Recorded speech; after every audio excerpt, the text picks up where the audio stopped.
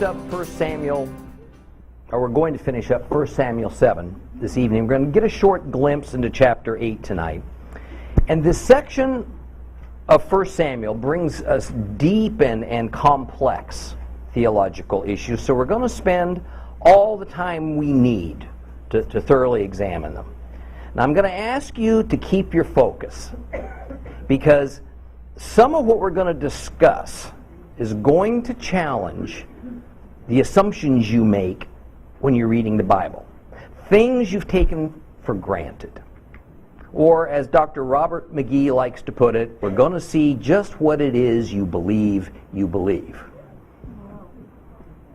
We're going to see if you really do, or if there's really any basis for those beliefs you might hold beyond Christian tradition. Now, last week I rattled a few cages.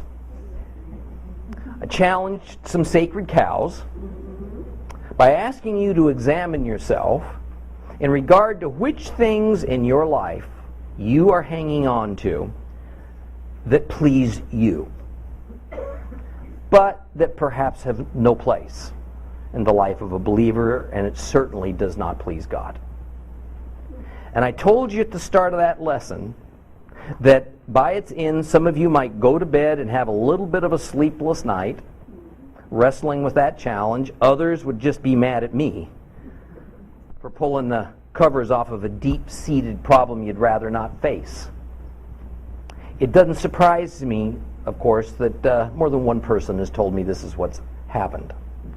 Now, perhaps the main thrust of my previous teaching was that followers of God, who in the story of Samuel wind up being judged for idolatry, are not those who have renounced God.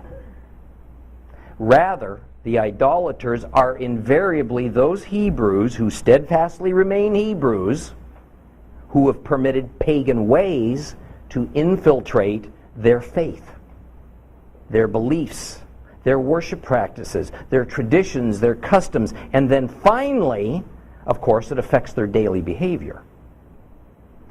This condition that I called the believer in the kettle happens over an extended period of time and in such a stealthy manner that we don't actually notice any change, we don't sense any growing danger.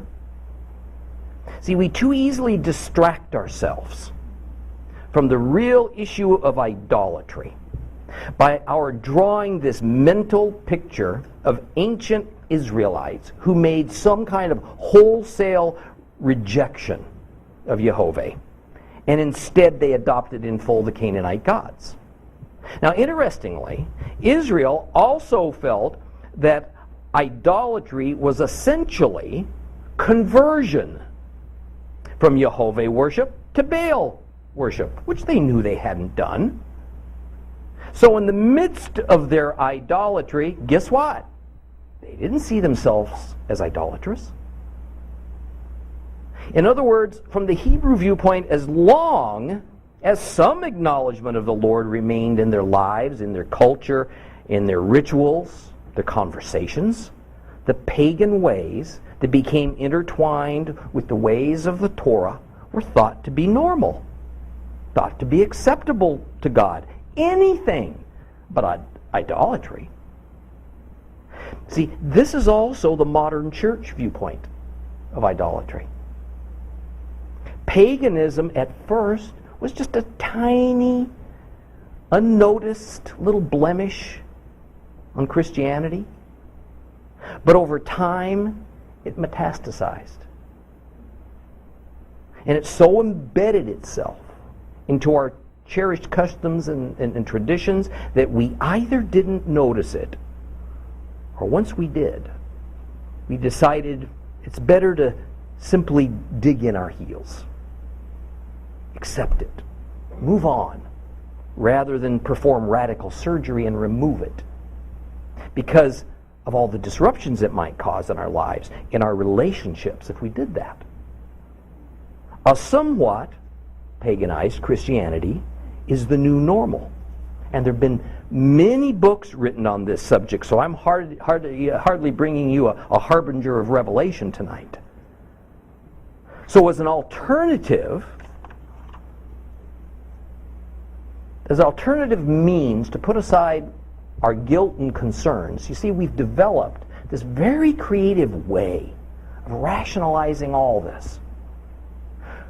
From declaring that we have taken a pagan custom, but we've attached God's name to it, so that makes it holy. And that makes it acceptable to the Lord now. All the way to saying we hang on to this pagan thing because, gosh, it's just for fun. We don't really worship that. We don't take it that seriously. Or that on balance, maybe it's a good thing, because it helps us to strike up conversation with pagans that might lead to their conversion. Kind of a pious bait and switch. See, idolatry is a misunderstood biblical concept. Generally speaking, pagans are not called idolaters. Now, I'm speaking about the biblical use and intent of the word. Idolatry and apostasy are of similar character. Both assume that the person who is committing either of these sins is a follower of the God of Israel. They're not a pagan. That is to say, you can't apostatize from something of which you aren't already a part. You can't commit idolatry if you aren't first a believer in the imageless El Shaddai. In case that's not making sense, let me illustrate this rather simply. You can't be fired if you don't have a job.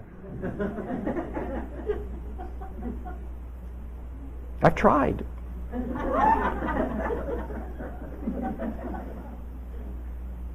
See, the term fired only has meaning to the person that's employed. Apostasy only has meaning to a person who has something to apostatize from. You can't commit idolatry unless you've already been set apart for Jehovah, and thus it's forbidden from having things in your life that you place on par or above God, whether that's false gods, whether it's pagan traditions, whether it's some material thing whose importance just overwhelms everything else in your life. Now, I tell you this so that you kind of reset your thinking about what the Lord considers idolatry to be, and so who idolaters are, as opposed to how we typically think of it, and what it was that the Israelites were doing and thinking in Samuel's era that the Lord judged them as idolaters.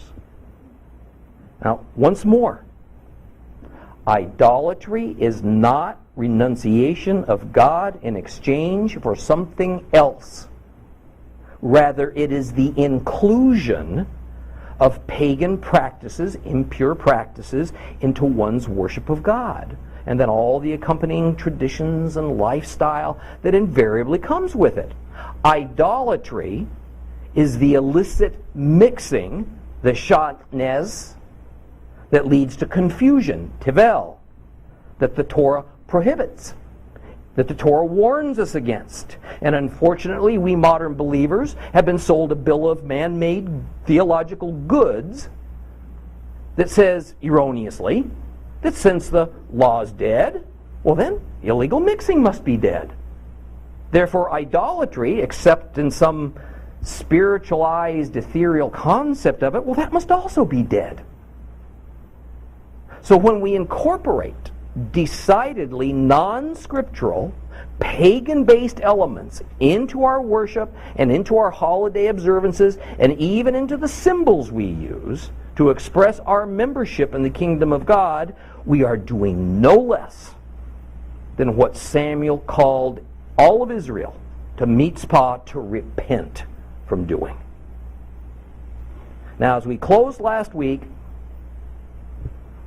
the Israelites were in a mopping up exercise of the Philistine army that was routed supernaturally by the Lord. The Lord, through a combination of some kind of thundering, probably literally thunder of a level and an extent that's nearly unimaginable, and by his divinely causing this feeling of overwhelming terror within these enemy soldiers, well, he sent them fleeing in all directions. They had crossed the border into Canaan with the intent of punishing Israel for what they deemed as an unlawful assembly at Mitzpah, because they felt this was a threat, that it was an affront to their authority over Israel. But before they could arrive at Mitzpah, the Lord struck them. So let's reread now a short section of 1 Samuel chapter 7. We're going to start reading at verse 11. If you have a complete Jewish Bible, it's page 305. 1 Samuel chapter 7, we're going to start reading at verse 11. We're going to go to the end. The men of Israel went out from Mitzpah, pursuing the Philistines, attacking them all the way to Beit-Kar.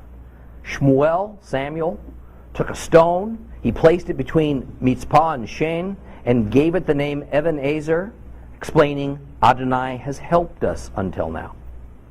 Thus the Philistines were humbled, so that they no longer entered Israel's territory, and the hand of Adonai was against the Philistines as long as Samuel lived. The cities between Ekron and Gat, which the Philistines had captured from Israel, were restored to Israel. And Israel rescued all this territory from the power of the Philistines. There was also peace between Israel and the Amorites. Now Samuel continued in office as judge of Israel as long as he lived, and year by year he'd travel in a circuit that included Beit-El, Gilgal, and Mitzpah, and in all of these places he served as a judge over Israel. Then he'd return to Ramah, because that's where his home was, and he would judge Israel there too. He also built an altar there to Adonai.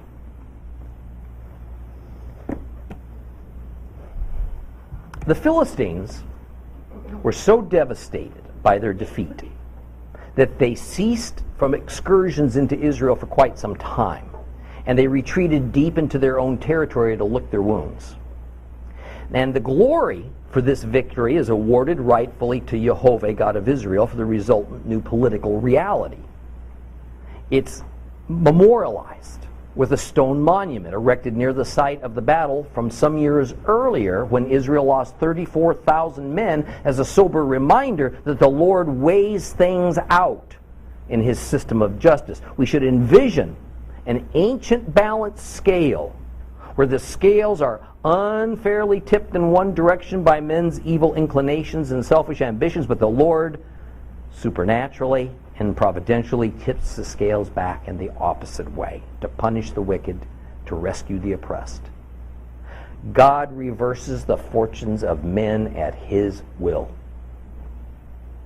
And now that the Philistines were put into their place by divine decision, Israel enjoyed several years of relative peace, giving them time and space needed for this coming transition from what was at this point a loose confederacy of tribes into a united nation ruled by a Hebrew monarch.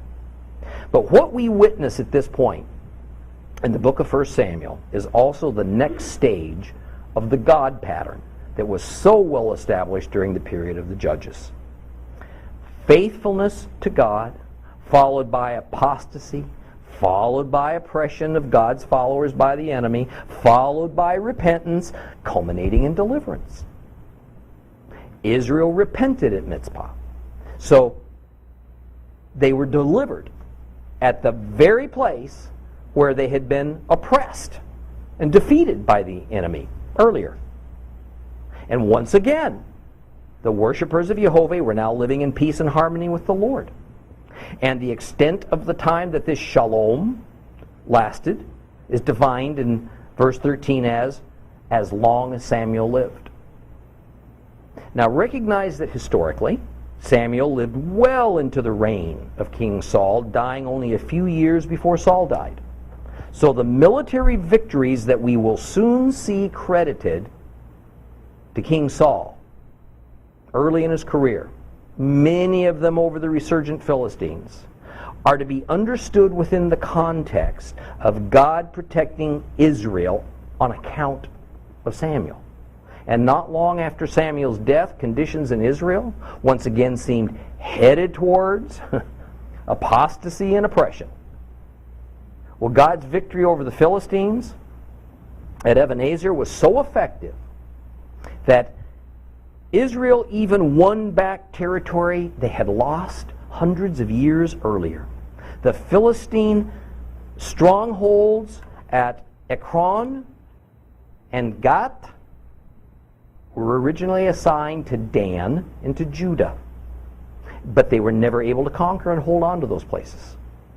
There's some disagreement among scholars as to whether this passage is saying that Ekron and Gath marked the outer boundaries of the land that Israel recovered, and so Israel resettled what was kind of in between them, or if those cities were actually included, and now Israel inhabited Ekron and Gath. There are good sound arguments on both sides. We're just going to have to leave that alone. But fortuitously, there was also peace in the same period of time between Israel and their other arch enemy in the region, the Amorites. However, when we examine this in light of the geopolitical realities of the time, we see that the age-old adage of the enemy of my enemy is my friend is quite applicable to the situation. The Amorites and the Philistines were bitter enemies. And as both sought to dominate Canaan, they both sought to dominate the Middle East, so they were enemies.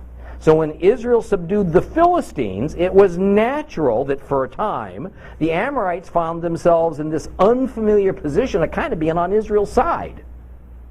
Plus, since Israel no longer had a threat from Philistia that it had a monitor, they didn't have the prospects of facing a two-front war, they could be much more prepared and able to take on the Amorites, and the Amorites understood that. So they kind of lay low for a while until a better opportunity arose. Well, Samuel was now the highest religious and secular ruler over Israel. And while I have said that Samuel was the first judge or ruler since Joshua to have authority over all the tribes of Israel, I don't want to overextend the picture of Samuel's influence. All 12 tribes seem to respect that Samuel was God's ordained prophet for them as a whole congregation. But not all the tribes and their princes and their clan leaders were so ready to accept too much in the way of his absolute authority over them. Even his religious authority was muted somewhat by the remnant of a hereditary priesthood that existed in a place called Nob, and probably some other places too. So his influence, while more widespread than any other judge who'd come before him, wasn't so great in all parts of Israel-occupied Canaan that he was almost king-like, shall we say. In fact, we see in verse 15 that on the one hand, Samuel actually traveled a circuit from his hometown in Ramah to Bethel, Gilgal, Mitzpah, where he would act like a circuit court judge. But on the other hand, when we look at a map, we see that these four towns represent a pretty limited area in central Canaan. And so Samuel exerted much less presence and power over the tribes located more to the extreme north and more to the extreme south of the Promised Land. Now we're going to see in the final verse of this chapter that indeed Shmuel saw himself in a religious as well as a civil role, because he had an altar of sacrifice built in Ramah, his home. And there were also altars in these other places that he frequented. Now I think we need to notice that by the standards of the law of Moses and the instructions given in Deuteronomy, that's a pretty peculiar setup. We have Samuel, the Levite, but non-priest, as the highest religious authority who even performs sacrifices on behalf of Israel, but by all rights, he shouldn't be. We also see the Samuel-authorized presence of many altars of burnt offering, even though the Lord says, there's only supposed to be one. And extra-biblical material and archaeology and geographical reality tells us that there were many other altars scattered all around Canaan, used by the various Israelite tribes and the clans. So even though God had delivered Israel from oppression and had given them shalom, for a time anyway, Israel was hardly pure when held up to the standard of the law. And even Samuel's behavior and his assigned duties have huge question marks hanging over them. But this peculiar set of circumstances in Samuel's era is more understandable when we view it from this broader context of men's foibles and of human affairs. This was unquestionably a period of transition for Israel, and transitions are always messy things. Usually confusing, often chaotic. Look no further than our present era, when generally every American knows that we're in a messy, confusing, chaotic time. We know we're in a transition period. We're just not entirely certain what we're transitioning into. Goodness, even the current presidential administration ran on the platform of change, which means transforming to something new. And indeed, that's what's happening. But just like for Samuel's time, when it wasn't Samuel who caused the conditions for this transition, he was merely God's agent for the transition. So it is in our time when President Obama didn't cause all these conditions leading up to a change that we're feeling, and some are embracing and others are dreading, but he is the agent that's bringing about this transition to something. Samuel couldn't have known the outcome of all that was happening. And I guarantee you that neither does our president and our Congress know the ultimate outcome of their tidal shift in direction of our nation towards a secular, one-world, ecologically driven policy. But it's going to be different. Let's move on to Samuel chapter 8. Samuel chapter 8. Just so we can stay in context, we're only going to read the first 5 verses of this. When Samuel, grew old, he appointed his sons as judges over Israel. His firstborn was named Joel, while his second son was named Aviah. They were judges in Beersheba.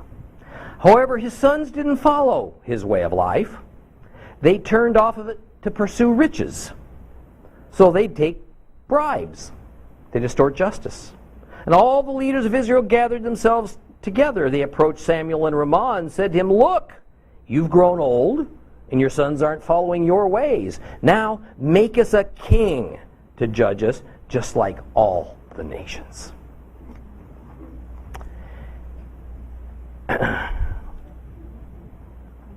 It is challenging for me to express all the depth and all the ramifications of what is happening at this point in Israel's national history and God's redemptive history. And complicating the matter is that this is another one of those places in the Tanakh whereby I have an important decision to make. Do I simply teach you what's here, or do I take the time to also explain why what is here has such significant repercussions and how broadly it has affected Judeo-Christianity, and how in turn Judeo-Christianity has tended to treat this portion of the Bible as a red-headed stepchild it would prefer to avoid because of the nature of its material. Now, I've also debated for some time at what point to open up this can of worms, and believe me, that's not too strong of a term, and to take a look at it in depth. And I think this point in Samuel, 1 Samuel, affords that opportunity. So after a lot of thought, I decided that I wanted to take the time to do my best to explain the ramifications at this point, even if it might seem as though we're on a bit of a major detour here, but I promise you we're not. Let me begin by saying that the difficulties posed in the books of Samuel and Kings have had a lot to do with Bible academia's belief that a whole new approach to scriptural and theological examination was needed to account for what is written in those biblical manuscripts. And the result was a new study discipline called literary criticism. And while literary criticism has this awfully highbrow sound to it, it's not all that hard to understand. All it means is that one method out of many to study the Bible and understand how it came to exist, how it was written, how it was put together over time, and as a means to check its reliability from a scientific viewpoint, is to study the various styles of writing and the various usage of certain phrases and key words to see if it can help us to tell if a book was maybe written by one person or more than one person, or maybe it's been corrupted or redacted by yet another hand at some point in history. Literary critics claim to be able to answer those sorts of questions by identifying unique literary styles and grammar that can even tell us when certain passages were written.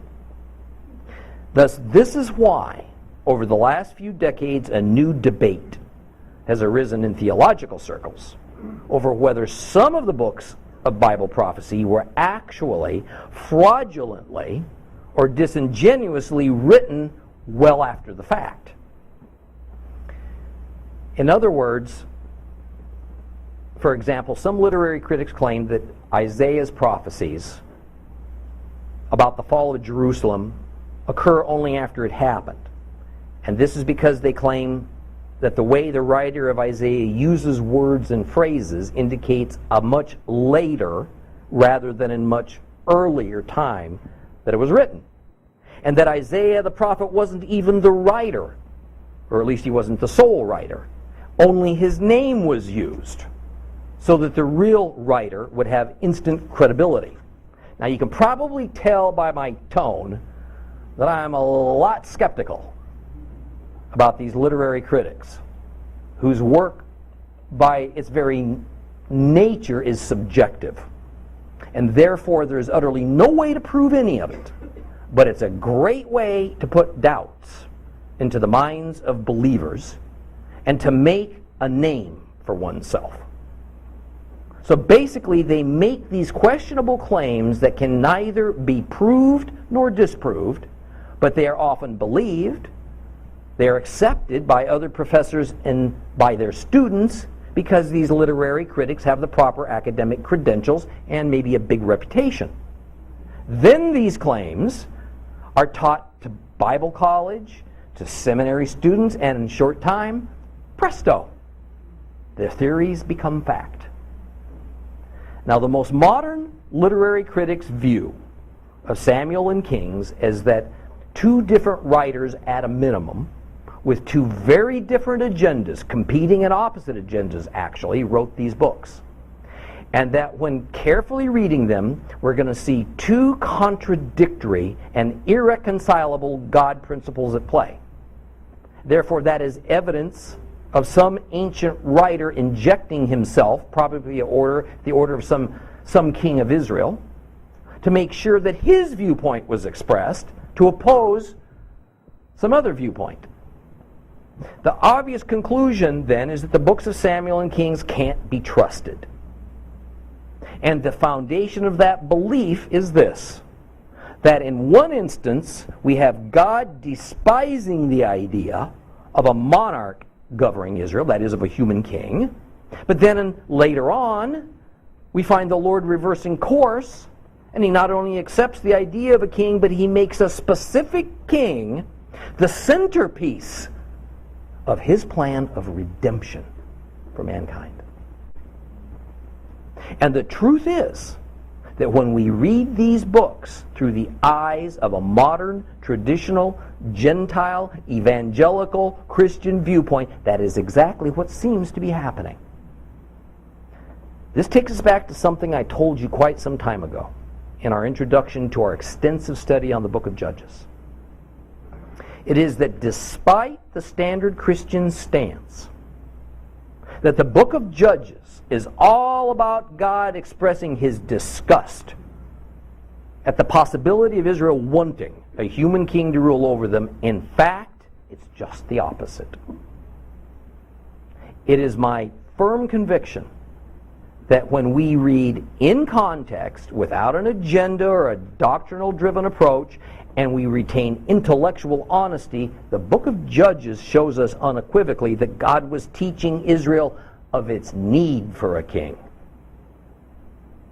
He was preparing Israel for a king, demonstrating that all of humanity cannot function properly without a king, because that's how he created us.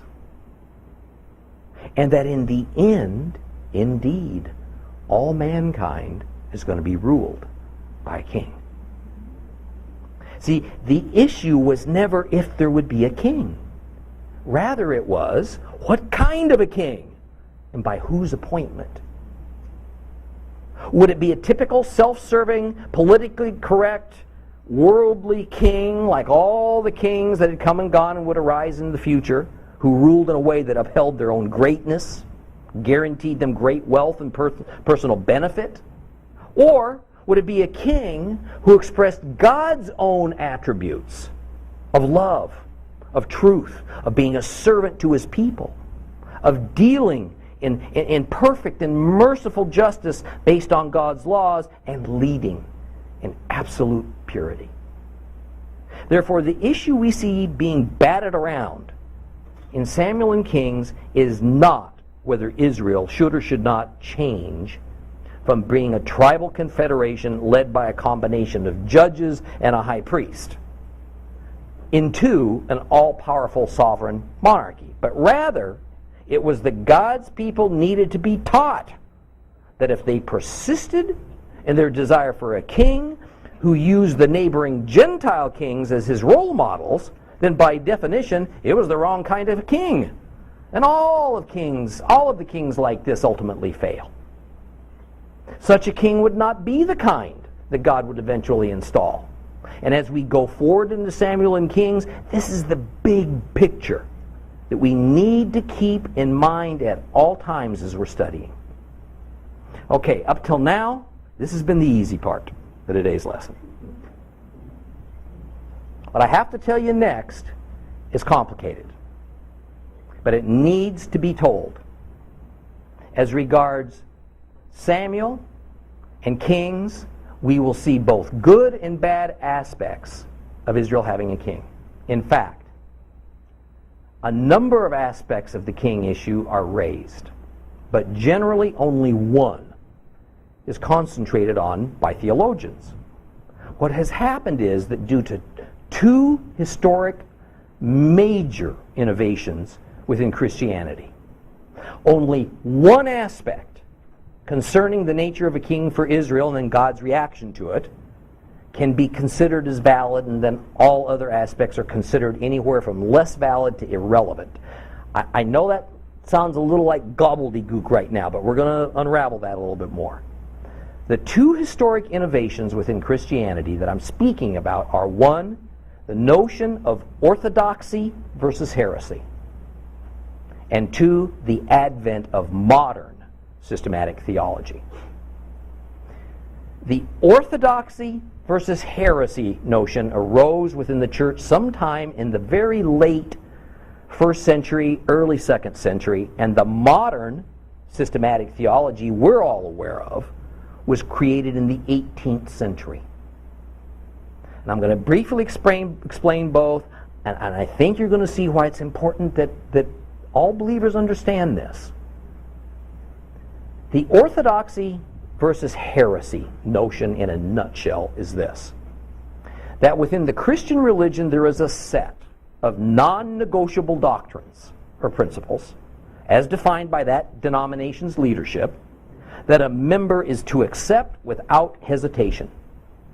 Heresy is to question, or worse, reject one of those principles or doctrines. A person who operates firmly within the orthodoxy of their denomination or their sect and doesn't stray is allowed to remain as a member of that congregation in good standing. A person who questions or maybe goes so far as to reject one or some of those non-negotiable doctrines is branded a heretic. And they're usually punished or they're re-educated until they repent, or they're outright excommunicated from that congregation. Now, folks don't even remotely think that this was a thing that was reserved for the ancient church or for that dreadful time of the Inquisition. It's alive and well, and it's more active than ever within the church today on a nearly universal basis. Here's a familiar example within evangelical Christianity. If a certain denomination believes that the rapture will occur at the midpoint of the tribulation, then depending on how adamant that denomination is on the issue, the mid-trib rapture, as it's called, becomes orthodoxy. If somebody within that denomination comes along and challenges or rejects that view, they're often branded a heretic. So they're shunned by the rest of the membership or even turned out as a member. This is orthodoxy and heresy at work. Now, what's important to understand is that the notion, the whole idea of it, of orthodoxy and heresy didn't always exist. A research project that was documented and published by Professor Daniel Boyarin of Stanford University has provided good evidence for what has been suspected for some time, that until around the time of Christ, Judaism did not operate within the notion of orthodoxy and heresy. In other words, one sect of Judaism could, and it regularly did, claim that another sect was terribly wrong in their theology, but it didn't result in a demand for excommunication. If a student of Hillel violently disagreed with a student of Shammai, two great rabbis of the ages, the accusation and threat of, well, gee, if you believe such doctrine in opposition to what I believe, well, you can't possibly be a Jew. See, that didn't even occur. Judaism allowed for a continuous and wide-ranging debate, an ongoing dialogue on scriptural issues, on doctrinal issues. All you have to do is read the Talmud, and you're going to find this wide-ranging set of viewpoints on practically everything about the Holy Scriptures. But there's no call for excommunication for anybody who has an opposite view. In general, it remains so today in all but a few circumstances. The most notable one, by the way, being one you can probably imagine, that of the Messianic Jew who accepts Yeshua as the Jewish Messiah. So until around the time that the Christian apostles began to stir up controversy, we don't find any real evidence of Judaism even embracing the concept of orthodoxy and heresy. But in Christianity, the place of orthodoxy and heresy is a mainstay in church governance, and many of you have experienced it. I know this. Or you know somebody who has. Beginning especially with the Roman Church, the orthodoxy-heresy issue wasn't particularly complicated to administrate. If a church authority decided you were a heretic, that's it.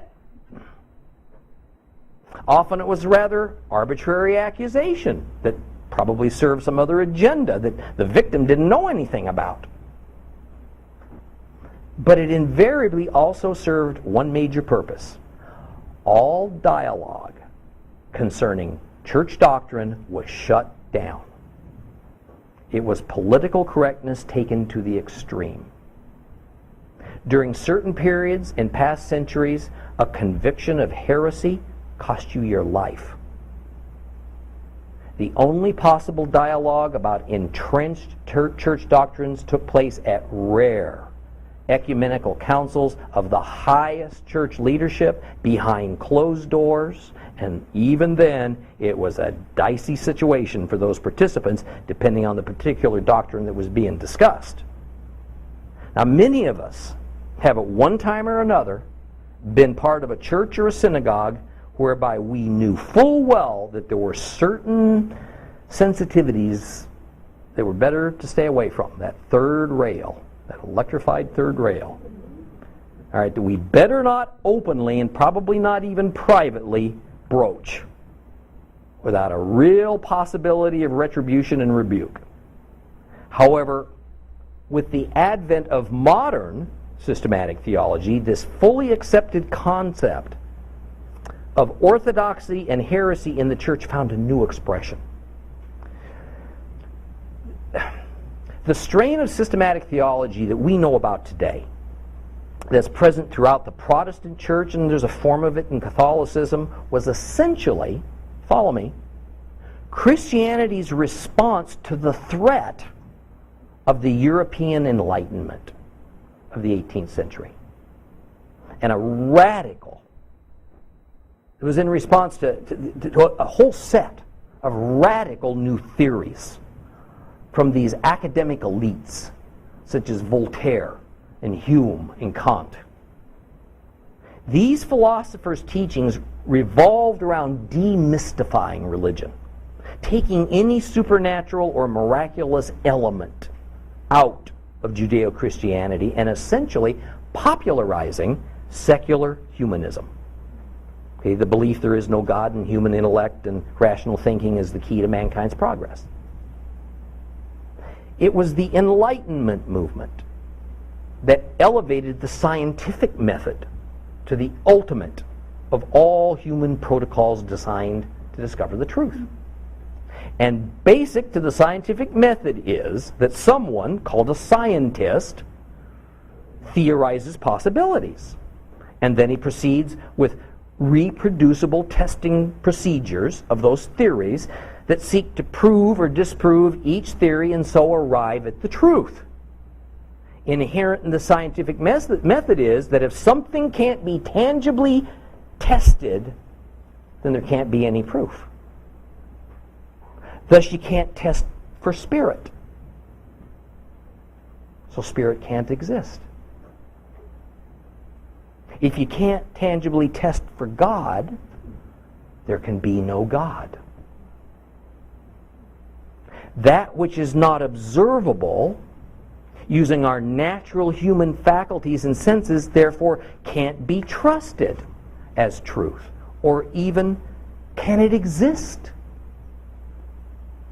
Faith, then, is not scientific, since it's not testable, it's not tangible, and so faith is but a religious word for ignorance, for superstition, for myth.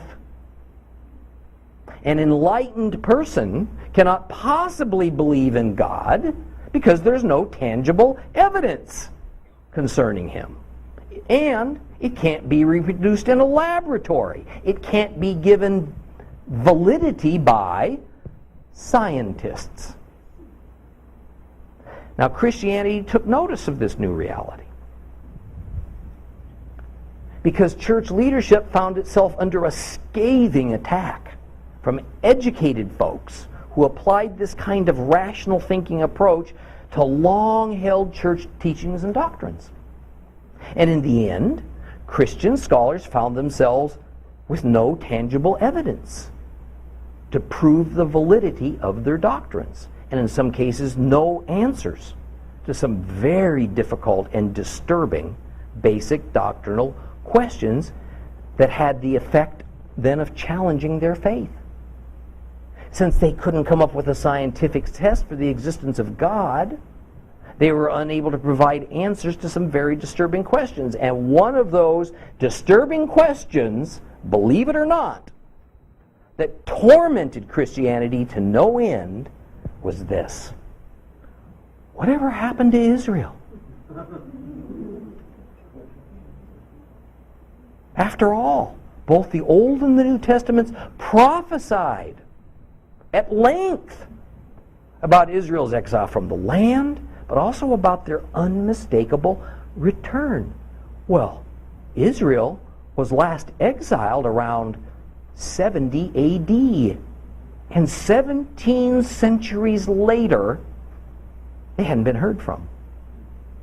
And there seemed to be utterly zero prospects for their return.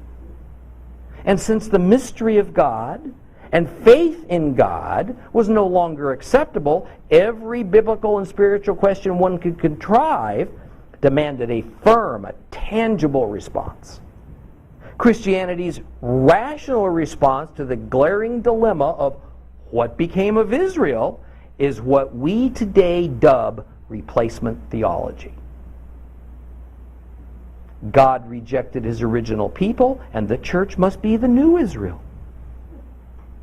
And the new Zion is wherever Christians set foot. Problem solved. Thus the prophecies were correct. We just didn't understand who Israel was. But this is merely one example of this process of finding answers to every theological question. So the church, being composed of imperfect humans, did what humans do. We adapted. We compromised. We tolerated the demands of the enlightened society, answer their questions in the way they wanted them answered.